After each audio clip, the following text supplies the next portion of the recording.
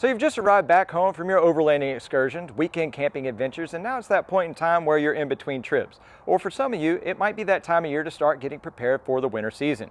Keeping your rooftop tent, kayaks, and other recreational items on your vehicle when not in use leaves them vulnerable to theft and potential damage from long-term exposure to the environment. Things like falling limbs, hail, extreme temperatures, mildew, and the silent killer, UV from the sun. Keeping your items stored ensures that they are safe and that the integrity of the material holds up for many years to come. So granted you have the space to do it, where and how can you store your recreational items? There are plenty of storage options out there to consider, from simple do-it-yourself construction to pre-manufactured dollies and hoist systems. We decided to go the do-it-yourself route and we thought we'd share it with you. It's actually pretty cool. So if you want to see how we built our storage solution, just hang out. We're going to raise the roof. Top 10.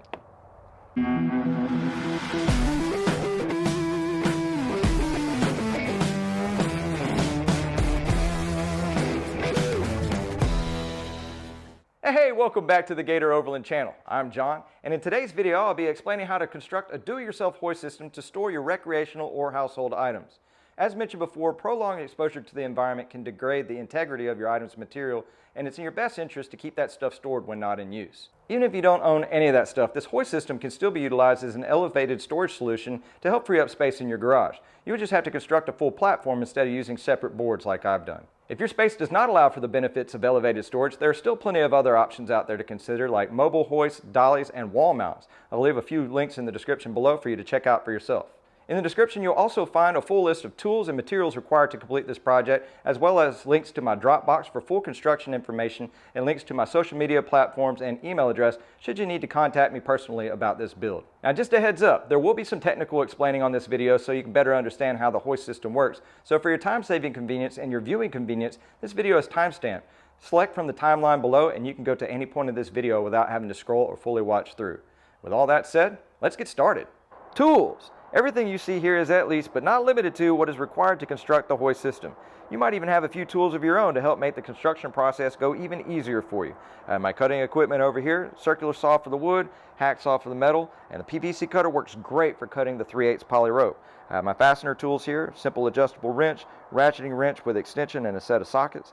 I have my marking utensils for marking where to cut and where to drill on wood and the wall. You also find that tape works great for masking out outlines and where to drill on the wall as well. Speaking of drill, you definitely want to invest in a drill. Make sure the battery is charged. Go ahead and pick up one of these 3/8 adapters for your drill driver. That way you can run your sockets very efficiently. You want to have a 1/8, a 1/4, and a 7/16 drill bit here. I'll explain more about why, but basically we need to make that 3/8 hole a little bit bigger with a 7/16 drill bit. You want to invest in a set of wood bits as well. The way I designed this hoist system is for the rooftop tent to actually fasten to the load boards. So what we're going to do is countersink a 1-inch hole into the wood and then follow through with that for the bolts that actually attach the rooftop tent to the rack through the wood and to this. That way it becomes one uniform unit and it's extremely rigid. You don't have to worry about it falling off the load boards, which is going to be great. So then you have your measuring equipment here, tape measure, speed square, level, and more important is going to be the stud finder, especially if you have walls like I do, ceilings like I do, where it's taped, floated, and painted. And if you don't own one of these already, go ahead and invest in a contractor calculator. It makes doing math functions with fractions really fast. You're probably wondering why I have the baking soda sitting here. For those of you who are using this for a rooftop tent storage, before you put it up for the winter or however long you're wanting to do, go ahead and toss one of these bad boys up in there. That way when you open up your rooftop tent and however long in the future, it's going to be nice and fresh on the inside. And that'll wrap up the tools. These are all the materials required to construct your hoist system. Don't forget to check the description below for a full list of materials, tools, and Amazon affiliate links for a lot of the materials you see here for your online shopping convenience. For the load boards, I used 2x6 untreated pine. It's inexpensive and more than capable of supporting and hoisting our 140-pound load. I used 3 8-foot lengths. Here you can see an assortment of lag bolt fasteners, spring clips, swivel pulley, stationary pulley, quick link. I got some eye bolts, both the machine type with the bolt and the lag style. I got some 3/8 washers. You'll need a bunch of those. I have a 5/16 wire rope clamp here. We actually used 2 different kinds of wire rope clamps in this project. The other one I'm going to show right here, it actually squeezes and is a little bit slimmer profile and is going to work great with the stationary load bar pulley on the actual load bar. I went with 3/8 diamond poly rope. You want something capable of at least 100 pounds. Anything higher than 100 pounds is going to be to the good. Ours is just shy of 200 pounds. Here we have our safety chain. This is just simple swing chain. It's capable of 200-pound capacity. This is actually going to support the full load of what we have on our load bars after we get everything hoisted up. Basically, we'll connect it and back down just enough to where all the load is off of the rope and onto the chain itself. It just gives an additional peace of mind for anybody who's parking or walking under the load system. This is the backbone of the hoist system. This is 1.5 by 1.5 perforated square tubing. It comes in a 36-inch length. I used 3 for my project, but you can definitely get away with 2. I went with the idea of better to have and not need than need and not have. The longer you make this, just allows for more adjustability for anybody who's going with a wider set for their hoist system. Here are 2 manual winch options, both of which are more than capable of hoisting the load. This one would be ideal for the project, but the disadvantage about it, you have to invest in an additional bracket that allows you to turn the winch 90 degrees for full operation of the winch crank. Out of convenience, I ended up going with the worm gear option, which is great for mounting directly to the wall and having full operation of the crank, but it comes with a caveat of 40-to-1 ratio, which makes it really easy to maneuver and hoist, but it's going to do it at a rate of 10 times slower than this one. So for speed convenience, you want to do this one with the bracket. For just being able to hoist in general and go directly to the wall, you go with this one. I have a trick up my sleeve to make this one go a lot faster. First, you'll want to take into account any type of obstruction that you might have in the area of that you're trying to hoist. In our situation, our tent is 7 feet long by about 4.5, almost 5 feet wide. So I have a space 9 foot by 12 foot, but I do have the obstructions of the overhead door motor, the track system, and you also want to take into account the door when it's open and it's closed. There's also lighting to pay attention to. I actually had to replace a 8-foot CFL bulb with a smaller LED setup. It actually worked out pretty good. It's a lot brighter than the other one considering it's a whole lot smaller. Next, do you plan on driving your vehicle into the garage to access your hoist system? It won't be so much of an issue for the smaller SUVs and cars, but full-size trucks and vehicles with lift kits or high-mounted rooftop tents or kayaks, it might be an issue passing through the threshold. Mine's at 92 inches. My 2-inch lift on my Jeep with 37-inch tires puts my rooftop tent just at 89.5 inches. So I'm able to access my garage directly in the middle, but as I get through, the ceiling's a lot higher and there's no more issues after that. If it does come to an issue where you're just shy of your threshold, don't forget you can deflate your tires and allow a little bit of extra room for you to pass through, and then you'll just inflate after that. Say it's a situation where no matter what, you can't get your vehicle to go into the garage. There's no problem with getting an extra hand and removing the rooftop tent, and you can use the load board system like I have here and put casters on the bottom and use it as a dolly into your garage and then hoist thereafter. Not a bad idea, just a food for thought. Now, once you have all those factors and dimensions accounted for, you're ready to start. You just need to account for the weight of whatever you're planning to load. That way you can order and get the right capacity equipment to suit your load. A little stud finding how-to. You'll want to have a tape measure. You want to have some tape. As you can see, I've already applied some. You want to have a Sharpie, and you want to have a stud finder. Definitely make sure the batteries work, and it's finding studs, obviously. You want to remove all your metal, jewelry, anything, necklaces, because it will throw off the sensor. So first, go ahead and apply yourself some tape on the wall. You can do 2 foot, 6 foot, 8 foot, somewhere in there you will be able to find a set of studs. This is just so you can mark without putting it on your actual wall. You place your stud finder just below the tape, activate it, and start moving slowly sideways. That's the edge of a stud. We're going to mark a line. We're going to keep on moving, and then you'll start seeing it go away. There's the edge. Mark there. Next, you take your tape measure, measure out the lines that you found in between the stud set. We have it about 3.5 inches, which is 1 3/4. That is where you're going to put your drill. I've done this hundreds of times, and this seems to be work. Obviously, if you did the stud here, you're only dealing with an 1.5 inch stud going up and down. Split the difference, nails it every time. It's going to work great for finding that blind ceiling joist.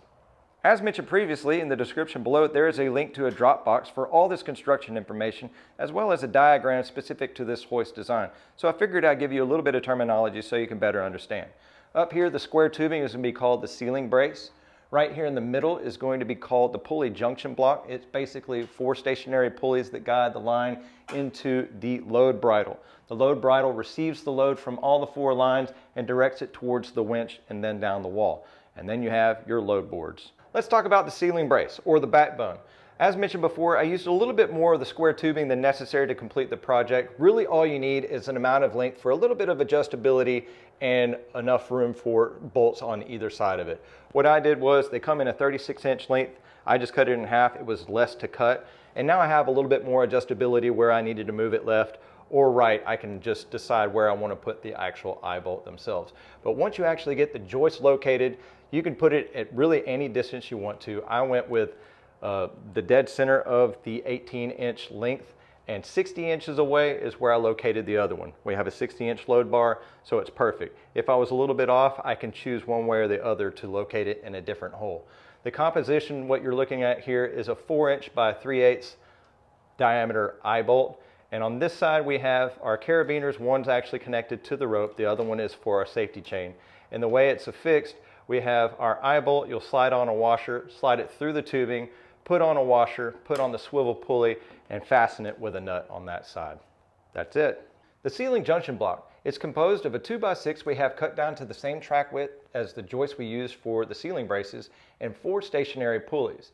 What this does, it not only spaces down to match up with the swivel pulleys for less binding, but these guide and equalize the line going to the load bridle. That way everything pulls up at the same time.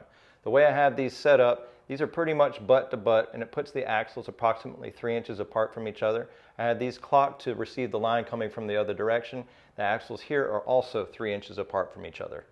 The load bridle, it's composed of the same 1.5-inch square tubing we use for the ceiling braces, but we cut it down to 9 inches, and we use 5 3/8 by 4-inch long eye bolts. What this does is it receives the 4 line tensions coming from the load boards and consolidates it down to one output going to the winch area. What you'll do here is you'll put on a washer on your eye bolt, then slide it through the tubing, put on another washer, and affix it with a 3/8 nut, separating it by every other hole. And in the middle, you'll have the one going out to the winch. These right here are your wire rope clamps, and what you'll do here is you'll loosen them up and you'll set a level on your actual load boards and pull each one of them until the load boards are actually level, and then tighten them down. Come back, put this back up here in the middle, make it look nice and uniform and up and out of the way, just like we've done all the rest of them. And that way, when you actually do hoist your system, everything comes up absolutely even. It's perfect. Load boards. Now that we have our ceiling joist located, we have everything structurally up there, it was time to figure out what exact length I wanted to go with for this. Well, on the Lightner system, it comes with a 60-inch load bar, or 5-foot long load bar, and it seems to work great for my rooftop tent. You're welcome to do any length you want to. Obviously, you have full adjustability through every single one of those holes in the tubing, but 60 inches sounded good, so I cut the board down to 59 inches. The reason why that is the stationary load bar pulleys that I put on here actually extend another inch or so, but the middle of that pulley is another 1/2 inch. So 59 inches plus 1/2 inch plus 1/2 inch makes 60 inches. So I located the actual bracing in the ceiling exactly 60 inches apart. So those pulley lines are directly in line with the pulleys at the each end right here. Now that your boards are cut, I have my stationary pulleys mounted flush with the bottom of the board here and mounted in the direct center of the board on both ends. The bottom of our rooftop tent is equipped with a set of T-slot rails that allow for adjustable fastening to your roof racks and load bars. What I've done here is I've actually found the dead center of our 59-inch load board, which is 29.5 inches. The separation of the T-slot rail system on the bottom side of my tent is approximately 21 5/8 inches. So to each side of the dead center line, I have a set of holes at 10 13/16. These holes will allow me to utilize the same bolts that fasten to my Lightner rack down through these load boards and fasten through the bottom. Once they're all connected, it becomes one integral structure and everything will rise and fall at the same time. And you don't have to worry about load shifting at all. It's going to be a great setup. And lastly, we have our effort line down to the winch. It's in a mechanical advantage 2 configuration where these 2 lines are actually splitting the load. My maximum capacity is limited to this one pulley here. It's a 100-pound capacity. So that means the line going down could be no more than 100 pounds, which 100 times 2 would be 200 pounds. That means maximum hoist is going to be 200 pounds. You're more than welcome to upgrade this pulley to a higher capacity. That's no problem with that. Even this pulley here is capable of 400 pounds. If you were to upgrade this pulley, the maximum capacity with all the other configuration would be 400 pounds, and that's because I used the same 100-pound pulleys at the end of each load board. 100 pounds times 4 corners is 400 pounds. So that would be the max load of your system if that's what you were concerned about, how much you can lift with this. But it's composed of a 5/16 quick link connected to a 420-pound capacity swivel pulley. This is the pulley we use the 7/16 drill bit for to drill out so it'll fit on this quick link. Other than that, we have our hook that comes equipped with the actual winch. Run through, all you have to do is pop out the pins, pull out the axle, and run the line through. And I have a 5/16 lag bolt done into the stud in the wall and have it connected as our anchor. So it's just as simple as running it through the system and around, and everything pulls together evenly, splits the difference. We only have 40 pounds worth of load out of our 160 over here going down to the winch system. All right, y'all, this is that point of the video where things are going to get a little bit technical. So if you don't want to listen to me explain the mechanical advantage of a pulley, use the timestamps below and you can move yourself along in the video. All right, the mechanical advantage of a pulley. Well, what does a pulley do? Pulley actually just redirects line tension to an effort source, like a winch. So what we have here is actually the exact same configurations with two different types of mechanical advantage. This is a mechanical advantage 1, where the load is actually connected directly to the load board. And this is mechanical advantage 2, where the load tension line goes through, directed through a pulley and connected to the ceiling. Mechanical advantage 1, mechanical advantage 2. Same amount of line, same everything, but you can obviously see that there's quite a bit of difference in the amount of rope that's required for this particular scenario. So what's the difference and why? So mechanical advantage 1, if we take our tent system, which if we compose it connected with this, it's 140 pounds for the tent, 20 pounds extra for this, so we'll call it 160 pounds. So 160 pounds divided by the 4 corners of the load boards is going to be 40 pounds per corner. So there's going to be approximately 40 pounds of line tension going all the way around in a mechanical advantage 1. Well, the line tension is going to remain constant. So as it goes up through here, through this pulley, it gets to the load bridle here, 40 times 4 is 160 pounds.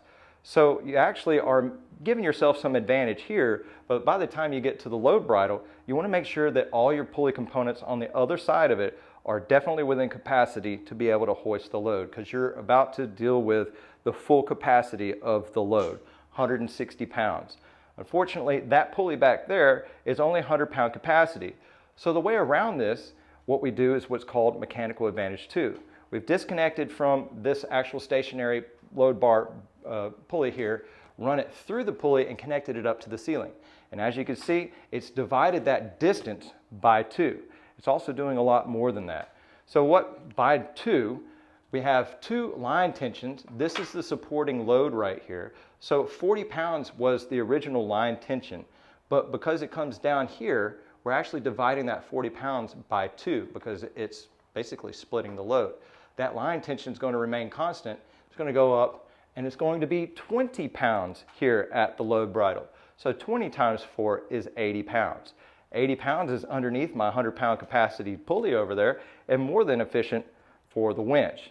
So what I've also done is I've done mechanical advantage 2 on the other side of the load bridle, and not only does it go to 80 pounds here, but by splitting it over there, I've now gone from 80 pounds to 40 pounds worth of effort. It only takes 40 pounds worth of effort pulling down to raise 160 pounds worth of a load.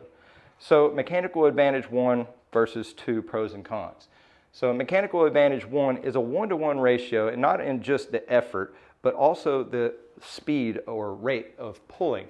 So as we can see here, I had this 12 inches from this pulley and that 12 inches from this pulley.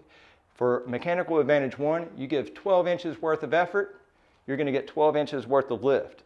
And just the same, if it's 40 pounds worth of effort or 40 pounds worth of load on this tension line, it's going to be 40 pounds worth of pulling. It's quite a bit when you think about it, just think of 40 pounds on one line. Mechanical advantage 2 becomes a 2-to-1 ratio. So if I want to raise this load bar 12 inches, I have to give 24 inches, there's the first 12 inches, and the second 12 inches for 12 inches worth of lift. Basically lifting the same amount of distance takes twice the amount of work at half the rate of speed, but it can handle twice the amount of load. Does that make sense? So when it gets down to it, The big deal about why mechanical advantage and why I'm explaining it in this video is where to locate your hoist system in your storage area. Obviously, if you go mechanical advantage 1, you need to bulk up on your pulley capabilities or capacities.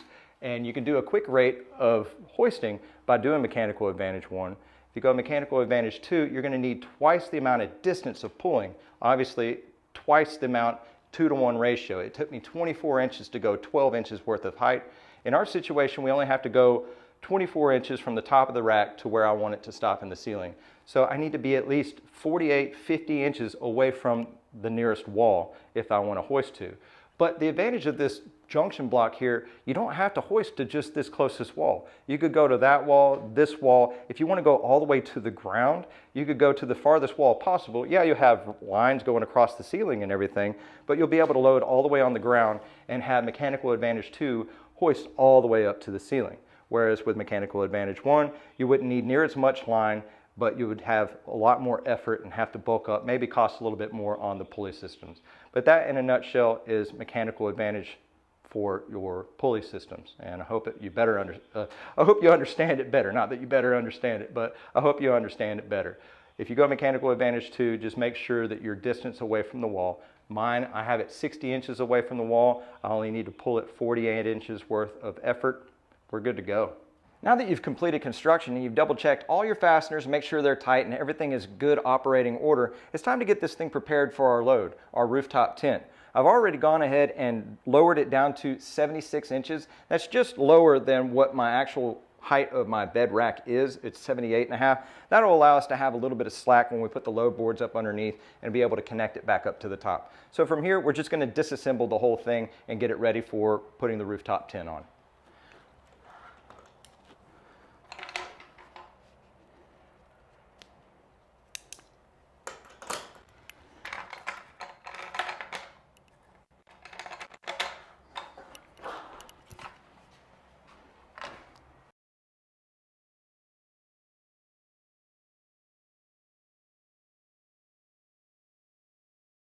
Once your load boards are removed, you'll notice that the load bridle actually wants to droop a little bit. There's a few ways around that. I use a gear tie. You can use old wire of some sort, but basically just come pull one of the strands.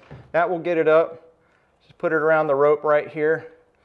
Give it a few twists, and it won't go any further past that. Now for all the long leads, if say you're gone for a while and you want them up out of the way, go ahead and just reconnect them to the carabiner up here at the top.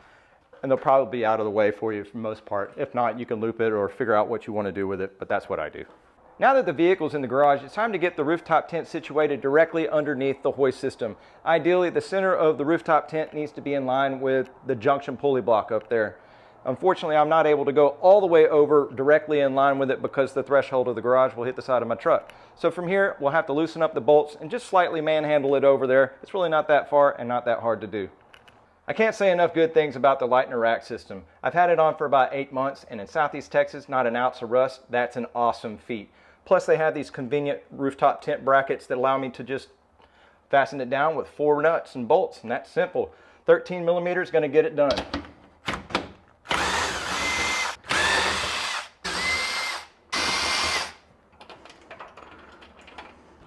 Now that we have the nuts removed from the T-slot bolts that are holding down the roof nest, it's actually very accessible. We just have to pop it out of the bracket. I'm going to go one step extra and apply these T-slots here. They're a little bit longer bolt. This is actually what we're going to do to run through the boards.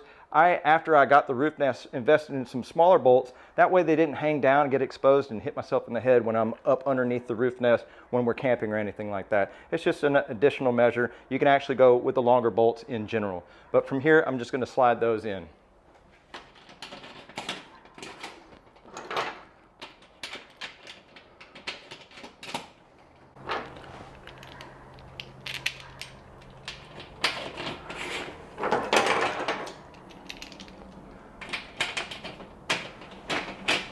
And just for better understanding, we're only going to pop one up over the bracket here and just to be in the middle area somewhere. So from here, what I'm going to do is actually lift up on the roof nest. I'm going to slide that secondary bolt that I had, and I'm going to take the other bolt that's actually in the bracket and slide it towards the front of the truck.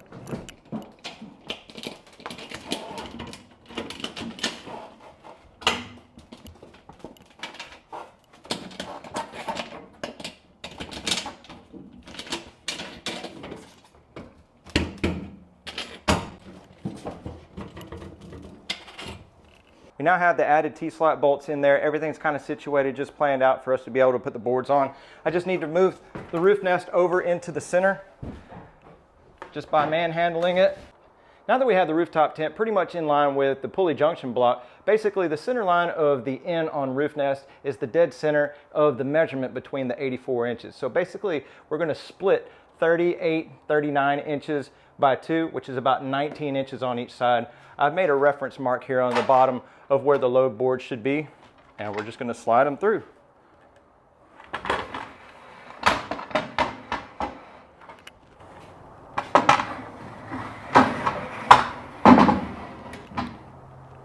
Now that we have the load bar positioned in the proper location by the mark 19 inches from the direct center, it's just a matter of lining up the bolts with the hole.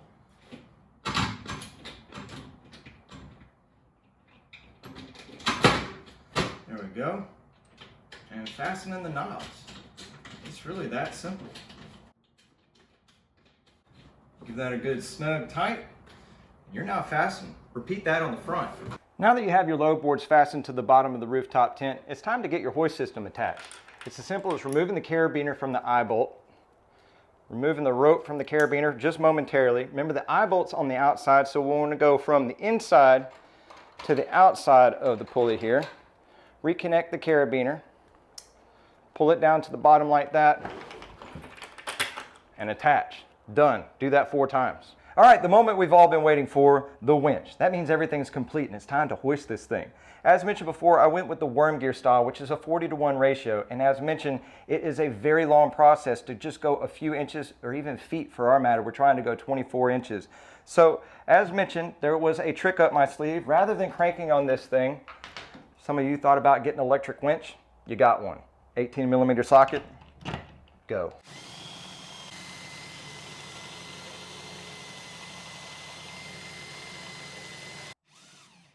And that's that. That's simple. Nothing like enjoying the fruits of your labor and innovative ways of hoisting things. It's great. Oh, did you think we were done? Not yet. There's one last step. Attaching the safety chain. I've actually already gone out and counted which one I want to actually use for it, and I put a little piece of red tape on there so I don't have to worry about keeping it even. I'm just going to go to the one below it and connect that all the way around, and then I'll back down the tension from the rope down to the safety chain.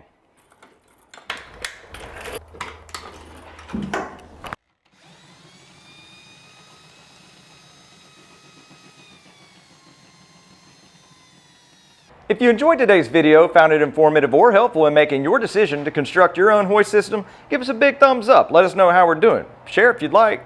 For a heads up on any future installs or adventures, hit that subscribe button, notification bell, and you can follow us along our journey.